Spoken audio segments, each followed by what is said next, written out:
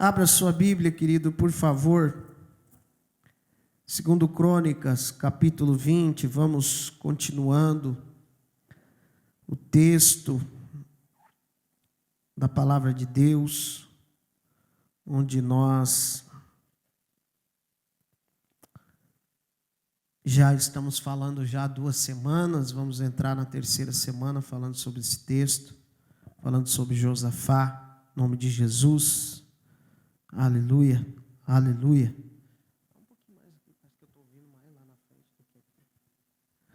Glória a Deus, amém.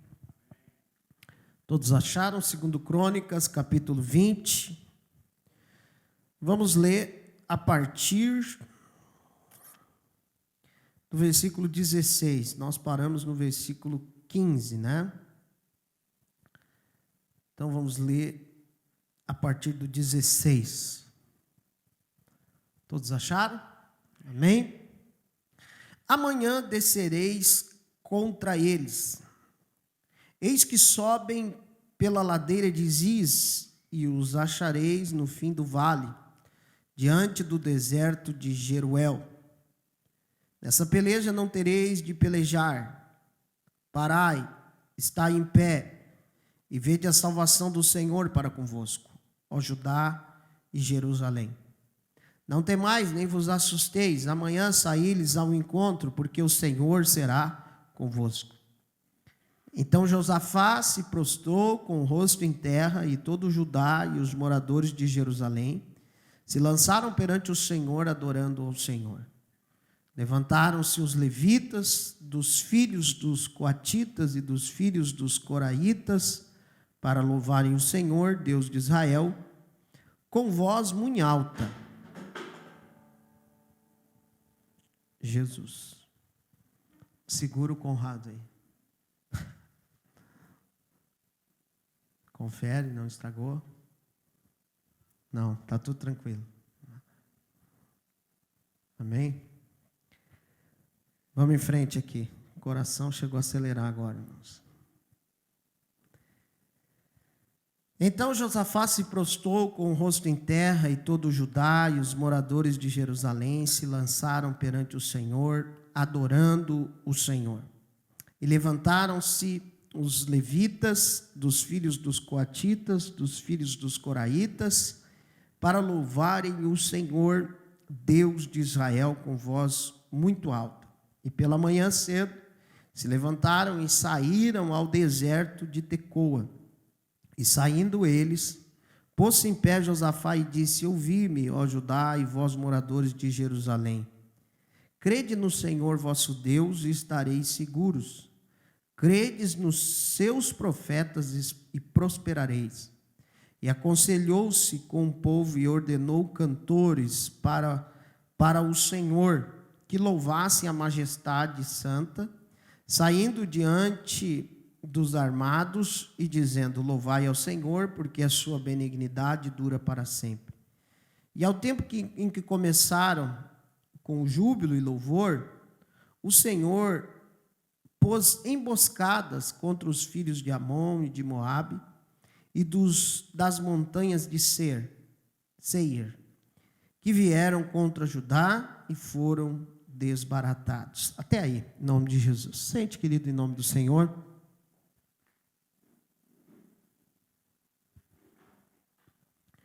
Então nós estamos falando sobre Josafá, aprendendo algumas coisas com esse rei, e já vimos algumas coisas bem interessantes, e essa palavra é uma palavra que ela tem muita coisa para nós extrairmos dela e aplicarmos na nossa vida pessoal, na nossa vida como um todo. Não vou dizer só na nossa vida espiritual, porque a nossa vida espiritual ela está ligada, ela está intrinsecamente ligada à nossa vida natural, à nossa vida carnal, à nossa vida física, né? Ela é um reflexo da outra.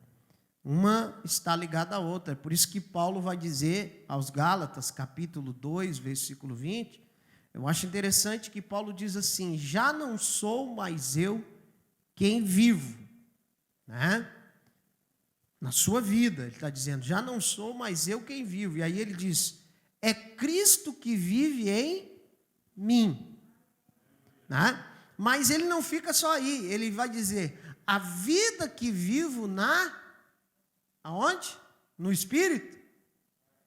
Na carne. Ah, o texto está ali, eu achei que não estava. Não é o mesmo? Ah, tá, você quer voltar.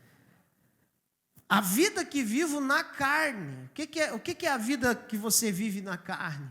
Né? É essa vida natural, essa vida que você tem diariamente. Né? Paulo está dizendo, essa vida vivo na carne. A vida que vivo na carne, vivo-a na fé do Filho de Deus.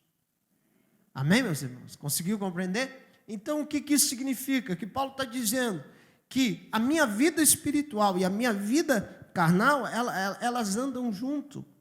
Então, a minha vida espiritual, ela vai refletir na minha vida diária. Ou pelo menos tem que ser assim. Né? Então, é por isso que nós precisamos cada vez mais da palavra de Deus na nossa vida. E cada vez mais nós precisamos aplicar, diga para o seu irmão aí, aplicar. Se nós não aplicarmos, pastor, mas tem coisa que é difícil. Claro que é difícil, claro, mas é necessário. Não adianta eu ter um discurso e a minha prática estar longe do meu discurso. Porque aquela máxima, né, aquele ditado, faça o que eu digo, mas não faça o que eu faço, não serve, né? Então nós precisamos equilibrar isso e que Deus nos ajude, que Deus nos dê graça, nos fortaleça em nome do Senhor Jesus. Amém? Então o versículo 16 começa assim: amanhã descereis contra eles. E eu quero que você foque comigo aqui nessa palavra descer. Nós sabemos tudo que Deus já tinha falado. Deus já tinha, através da boca do jovem Jaziel, um jovem que nós vimos que tinha promessa de Deus, que tinha planos de Deus sobre a vida dele. Deus usou para profetizar sobre Josafá e toda a congregação, daquilo que Deus iria fazer, né? Deus vai dizer aqui no versículo 15, né?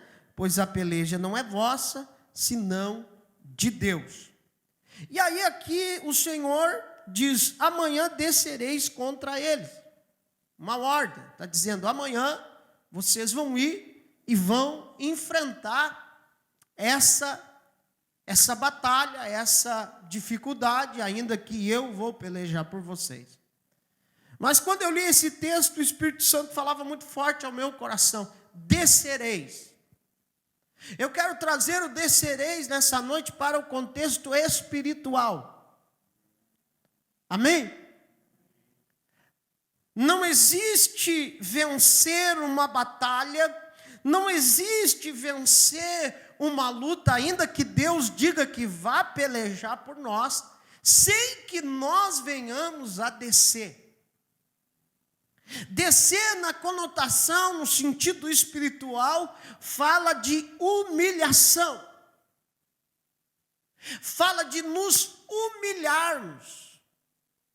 Fala de nós descermos do nosso pedestal. Fala de nós reconhecermos a grandeza de Deus e a nossa insignificância. Amém? Você vai ver no capítulo 18 do livro de Jeremias, quando o Senhor chama o profeta Jeremias para uma visão acerca de Israel. A primeira coisa que o Senhor diz para o profeta é: desce à casa do oleiro, porque lá eu vou falar com você. Alguém pode pensar, pastor, mas eu sou uma pessoa humilde. Eu não sou uma pessoa soberba. Já vou começar dando a dica: todo orgulhoso e soberbo ele acha que ele não é. Começa por aí. Alguns, pensam e dizem, eu sou tão humilde que eu me orgulho da minha humildade. Brincadeira, né? Mas aqui o texto está falando que o povo precisava descer. O povo precisava descer para enfrentar aquilo que precisava ser enfrentado. E o Espírito Santo está falando ao nosso coração nessa noite, se nós queremos algumas vitórias na nossa vida, você precisa descer. Você precisa se humilhar. Você precisa se humilhar. A Bíblia diz, humilhai-vos, pois, debaixo da potente mão de Deus, que a seu tempo Ele vos exaltará. Mas não existe exaltação. Exaltação é quando eu saio do pó e Deus levanta, me coloca nos holofotes, mas aí é Deus colocando, mas não existe isso sem antes eu me humilhar. Humilhar não é fácil. Humilhar é você descer da sua razão e você dizer, tá bom, perdi, mas eu quero a vitória. Quantos estão me entendendo aqui? Diga amém.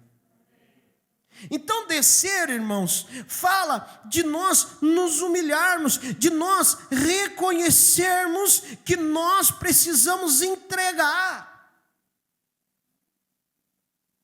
Às vezes nós não entregamos o que precisamos entregar.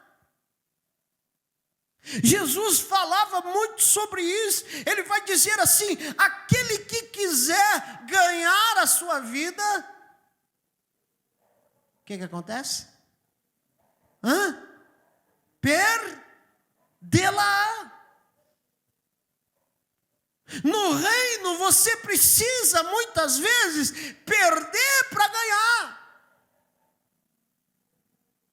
Mas nós estamos tão intoxicados desse evangelho que só prega que é vitória, vitória, vitória. Deus vai te dar isso, Deus vai te dar aquilo, Deus vai te dar aquilo outro, Deus vai fazer e tal. E quando vem uma situação, nós não queremos perder. Mas às vezes é preciso descer, meu irmão. Às vezes é preciso descer a casa do oleiro e ver o oleiro mexendo com o barro, ver o oleiro trabalhando com o barro. Às vezes é preciso. Mas a gente não quer abrir mão das nossas convicções, a gente não quer abrir mão daquilo que a gente acha que é certo. E aqui eu não estou falando da palavra de Deus, porque a palavra de Deus não tem esse negócio que eu acho que é certo, não. A palavra de Deus tem o que é certo e o que é errado. Estou falando em relação a convicções humanas, convicções, até mesmo sentimentos. Você está me entendendo? Será que eu e você, e eu me coloco junto com você nessa noite, eu me coloco no mesmo patamar que você nessa noite, e eu faço essa pergunta para mim, para eu mesmo, para o pastor Jonas, será que eu não preciso descer em algumas coisas? Será que eu não preciso me humilhar em algumas coisas? Meu irmão, não existe vitória, não existe caminho de vitória sem eu me humilhar. Às vezes, irmãos, nós somos tão soberbos que a gente acha que a gente é melhor que o próprio Cristo. Porque a Bíblia vai dizer em Filipenses 2,4 que Ele se humilhou. Ele se humilhou. E foi obediente até a morte de cruz. Aí a gente não quer se humilhar. A gente não quer descer. Então aqui, esse descer, O povo precisava descer. O povo precisava descer para alcançar a vitória. E o Espírito Santo fala muito forte ao meu coração nessa noite que tem pessoas aqui que precisam descer. Que se você não descer, meu querido, você não vai alcançar a vitória que você precisa. Sabe, meus irmãos? Se humilhar é você colocar muitas vezes a sua razão diante de Deus. Amém? Ah, pastor, mas não é fácil. É claro que não é fácil. Às vezes se humilhar é você perdoar. Só vi um amém assim, bem fraco. Pedro, ele chega para Jesus. Pedro era um camarada meio perspicaz, né? Ele chega para Jesus e... Mestre, quantas vezes eu tenho que perdoar o meu irmão? 7? Veja bem que ele pega, ele pergunta e ele já sugestiona a resposta. Sim ou não? Ele já sugestiona. Quantas vezes? 7? Aí Jesus olha para ele e diz, não. Multiplica um pouquinho esse número aí. 70 vezes 7. E deixa eu dizer para você, Jesus não estava colocando um número. Não é? Jesus estava dizendo, você precisa perdoar sempre. É fácil? Não. Porque se Jesus colocasse um número, de repente ia ter alguém com um caderninho. 489. Agora a próxima acabou para ti. Mas Jesus não fez isso.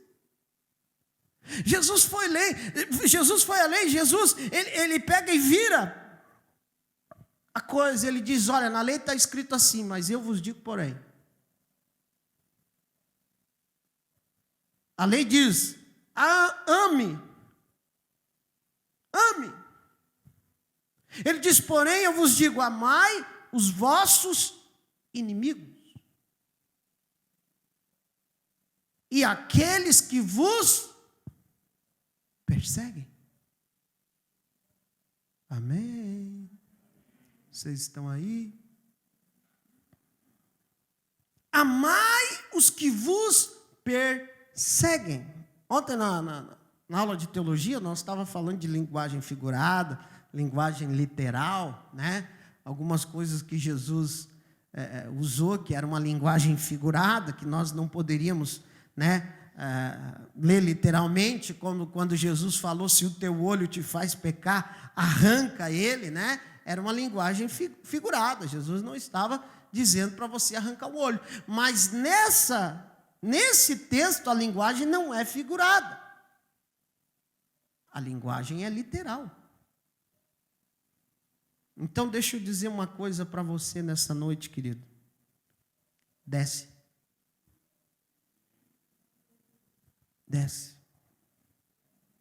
Te humilha. E você vai ver o que Deus vai fazer. Amém? Você vai ver o que Deus vai fazer. Porque quando Deus olha um coração, a Bíblia diz assim que Deus não resiste a um coração contrito. O que é um coração contrito? Um coração contrito é um coração quebrado, um coração quebrantado. E, consequentemente, um coração humilhado. Amém, meus irmãos? Nós precisamos entender isso. Então, a primeira coisa, amanhã descereis contra eles. E ele diz assim, eis aqueles que sobem pela ladeira de Ziz, e o achareis no fim do vale, diante do deserto de Jeruel. Olha que palavra. Primeiro ele diz: desce, se humilha, deixa a soberba de lado, deixa o orgulho de lado, e você vai passar por um vale. E depois que você passar pelo vale, você vai parar num deserto. Diga comigo: misericórdia. Vale não é bom, deserto pior ainda. Mas eu quero dizer para você nessa noite: vale e deserto é trabalhar de Deus na minha e na tua vida. Sem vale, sem deserto, você não é preparado para aquilo que Deus tem para você. Amém? Vale e deserto é construção de Deus na nossa vida. É claro que a nossa vida ela não pode ser um eterno vale e um eterno deserto. Amém? Se a sua vida é um eterno vale e um eterno deserto, cuidado, tem alguma coisa errada. Mas o vale e o deserto é necessário para que Deus venha agir, para que Deus venha trabalhar, para que Deus venha corrigir aquilo que está errado. Porque quando está tudo bom demais, meus irmãos, quando está tudo legal demais, parece que a gente esquece, parece que a gente não precisa de Deus, parece que Deus não precisa vir sobre a nossa vida. Até nas nossas orações, parece que não há tanta conexão com o céu. Agora, quando a gente está no vale, quando a gente passa pelo vale, quando a gente passa pelo deserto, a gente entende que mesmo no vale, mesmo no deserto, a gente não está sozinho. Agora deixa eu dizer uma coisa para você, irmão: vale e deserto é lugar de milagre. Olha para o seu irmão, diga isso para ele: vale e deserto é lugar de milagre. Eu já falei aqui quantas vezes que um dos maiores, os lugares onde mais, um dos lugares onde mais aconteceu milagre foi no deserto. E milagre dos grandes. Coluna de fogo, nuvem refrescante durante o dia, maná caindo do céu, comida caindo do céu, carne caindo do céu. Hoje o milagre é arroz cair do céu, né? Pelo preço que está. Milagre de toda sorte. O povo passou 40 anos no deserto, um caminho que era de 40 dias. Por que isso, irmão? Porque Deus precisava trabalhar naquele povo antes deles chegar na terra prometida.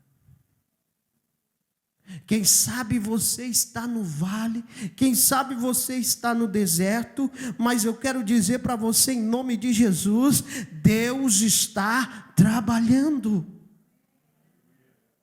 Deus está trabalhando na tua vida. Escuta o que eu estou dizendo para você, meu irmão, minha irmã, nessa noite. Deixa Deus trabalhar. Se você está no deserto, não pergunta para Deus por quê, mas pergunta para Deus: para quê? Para quê, Senhor? Para que eu estou aqui? O que tu queres fazer na minha vida? Amém, meus irmãos? Nós precisamos entender isso. Deus tem o seu meio de agir. E às vezes eu sou tão soberbo que eu acho que o meu meio é melhor. É ou não é? Às vezes a gente parece que quer ensinar Deus, dizer, Deus faz assim, Deus faz assado. Mas Deus, eu queria que tu agisse dessa forma. Deus, eu acho que fica olhando para nós lá do céu, fica meneando a cabeça assim. Tadinho. Sabe de nada. Vale, o fim do vale, diante do deserto de Jeruel. Versículo 17. Mais uma vez o Senhor confirma a sua palavra e diz: nesta peleja não tereis de pelejar. Mais uma vez o Senhor está reafirmando aqui a sua promessa. Amém? Mais uma vez, Deus já tinha falado, sim ou não? Mas por que Deus tem que falar de novo? Será que se Deus falar uma vez não estava suficiente, Maurício? Era para ser, né? Sim ou não? Mas irmãos, sabe o que eu entendo com isso? Que às vezes nós somos que nem criança pequena. Que o pai e a mãe tem que falar 1, 2, 3, 4, 5. Porque parece que não acredita. Às vezes Deus traz promessas para a nossa vida. E Ele fala 1, fala 2, fala 3. O Senhor reafirma a sua promessa. Eu quero dizer para você que o Senhor reafirma a promessa dEle sobre ti nessa noite. Aquilo que o Senhor te prometeu, aleluia. Aquilo que o Senhor trouxe sobre a tua vida, querido, Ele reafirma sobre você nessa noite. E Ele diz para você: não deixe que as lutas dessa vida, não deixe que as pelejas dessa vida, não deixe que os vales dessa vida, não deixe que os desertos dessa vida venham sufocar, venham enterrar a promessa de Deus sobre você. O Senhor está dizendo mais uma vez: eu vou pelejar por você. Fica tranquilo, fica tranquila, eu estou no controle. Oh glória! Aleluia! Como diz a galera, fica de boa, que eu estou no controle. Mas às vezes parece que a gente esquece, né? Eu já disse aqui algumas vezes que a gente tem uma facilidade para acreditar mais naquilo que o diabo diz do que naquilo que Deus diz. Deus está dizendo: eu vou te dar vitória. Deus está dizendo: eu vou ser contigo nessa luta. Deus está dizendo: eu vou ser contigo nessa peleja. Aí vem Satanás e diz: eu vou acabar com você. Ai meu Deus. Olha para o seu irmão e diga assim: creia no que Deus diz. Aleluia! Creia no que Deus diz. A palavra do Senhor diz: eu bem sei os pensamentos que tenho sobre vós.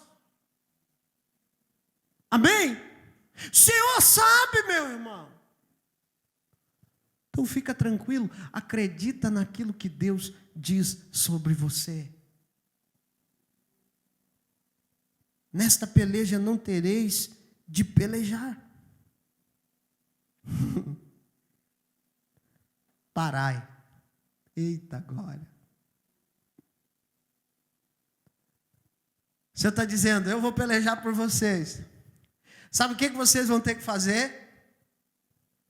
Ficar parado. Amém?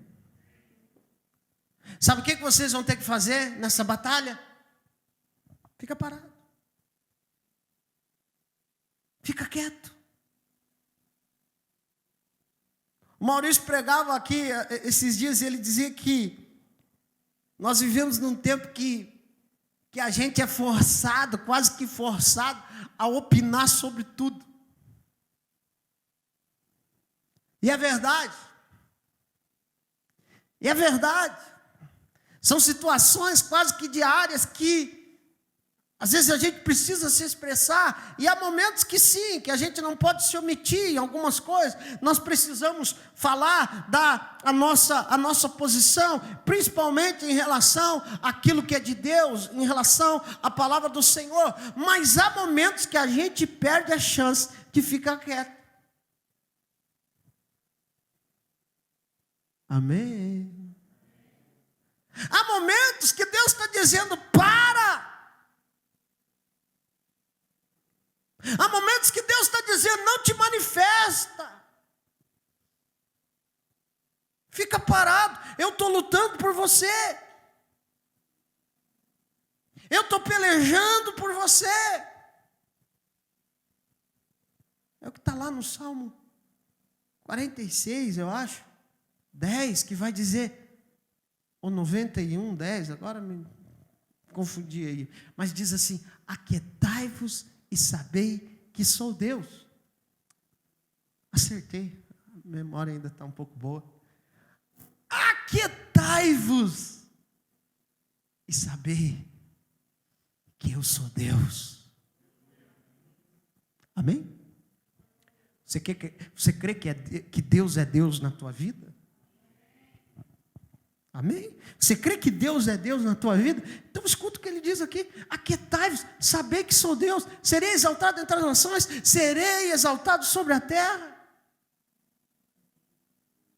Amém, meus irmãos? O Senhor está falando para o povo aqui, parai. Parai. Fique parado.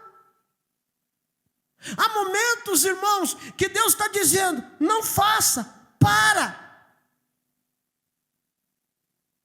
Aí a gente não consegue.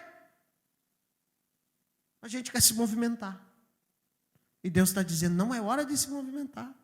Sabe, teve um episódio, está lá em Reis, eu não me lembro qual é o capítulo, mas Davi já tinha sido levado a rei.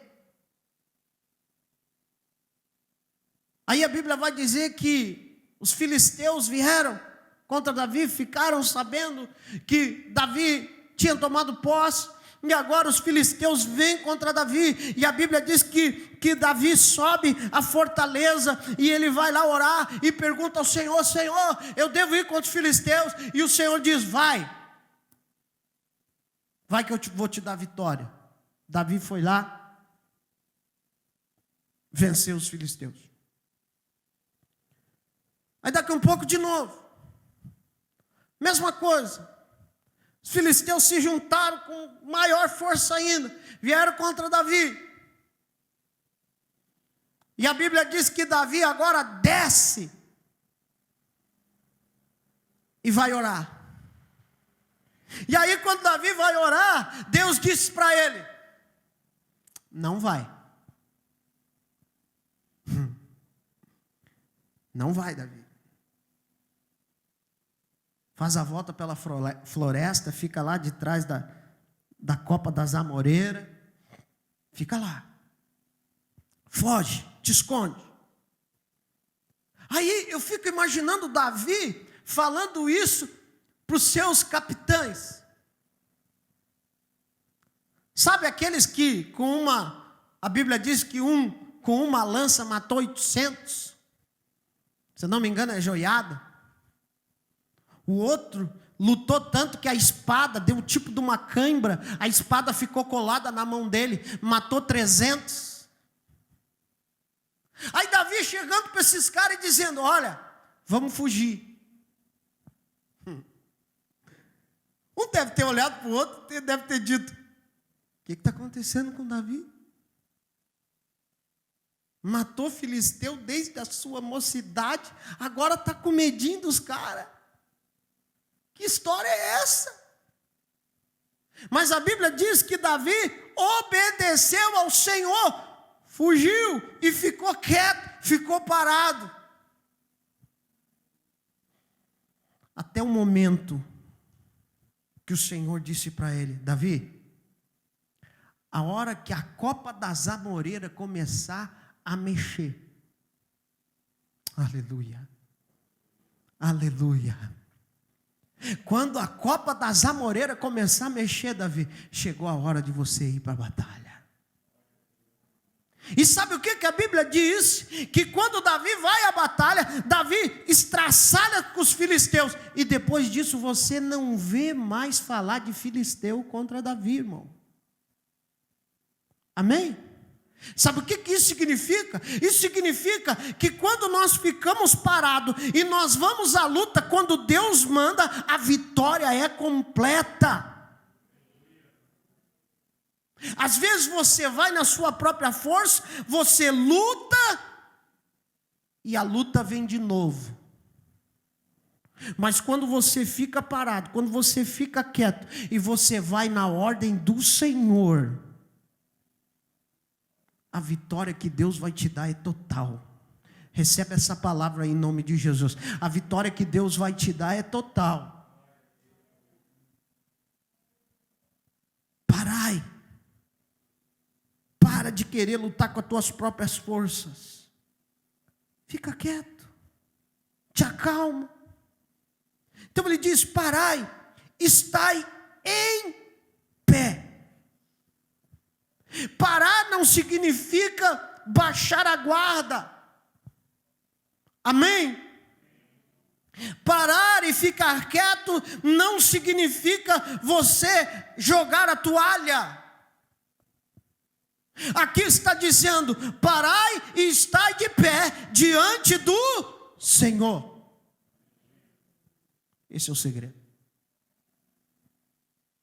Estar de pé diante do Senhor.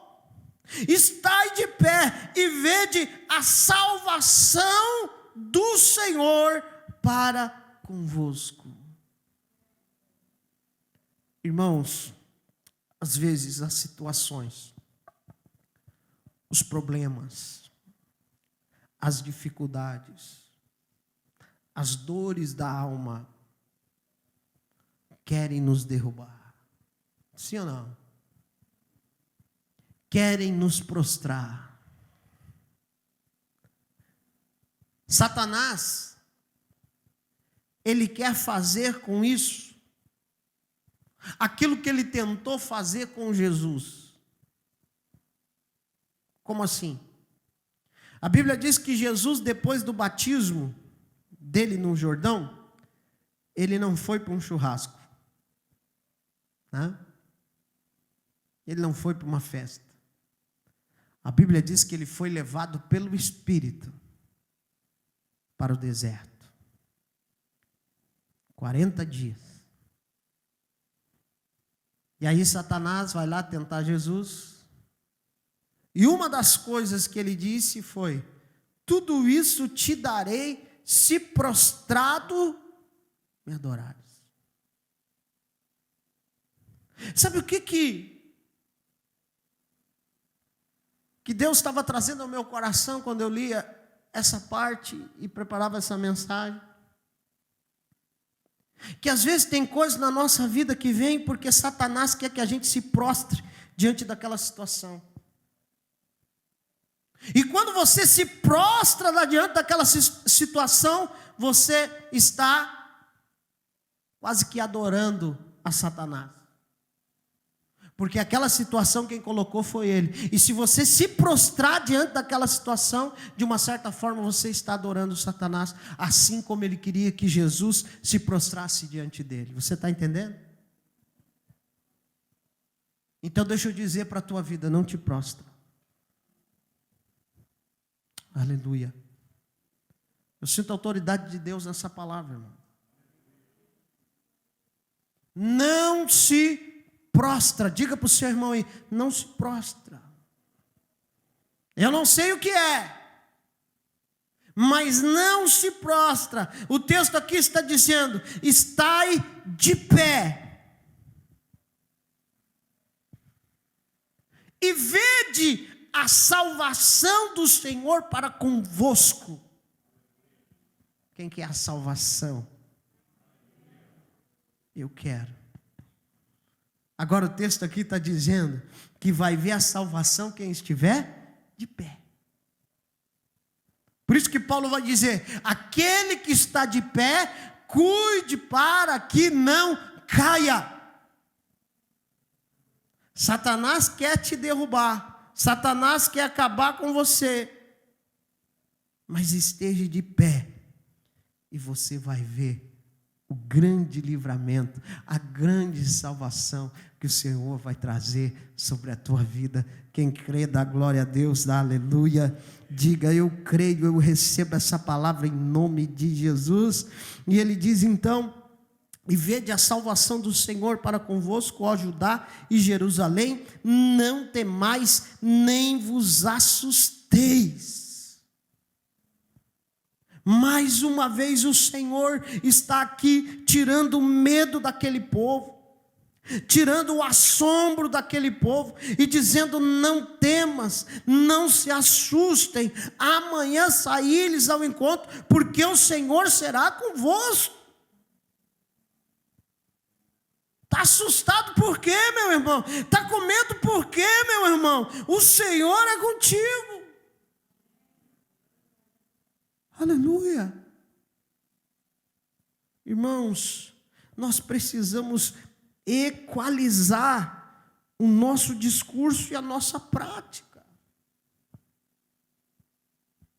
Dizer que confia em Deus quando está tudo bem, até o ímpio faz. Sim ou não? Dizer que confia em Deus quando está tudo legal, tudo dando certo, maravilha. Mas eu preciso demonstrar isso quando a coisa aperta, quando a situação fica difícil. Não tem como falar sobre isso e não lembrar de Jó.